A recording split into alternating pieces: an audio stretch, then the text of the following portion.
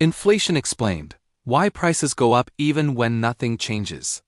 If inflation is only 3%, why does everything feel 30% more expensive?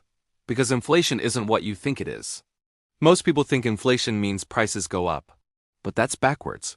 Prices don't go up, money quietly loses value. And once you see how it works, you'll understand why it feels impossible to get ahead. Imagine this. There are 10 people and 10 pizzas. Everyone gets one pizza. Now suddenly there are 20 people, but still only 10 pizzas. What happens? The pizzas don't magically become better. They become more expensive. That's inflation. More money chasing the same amount of stuff. Here's where it gets interesting. When new money enters the system, it doesn't go to everyone equally. It goes somewhere first. Banks, corporations, asset owners, so prices of houses, stocks and investments rise first.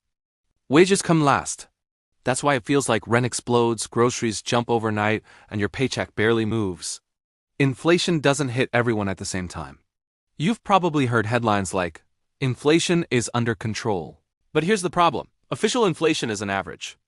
It includes things you don't buy often, like TVs or electronics getting cheaper. But the things you buy every week? Food, rent, energy, those rise much faster. That's why your experience feels worse than the number. Inflation is basically a tax.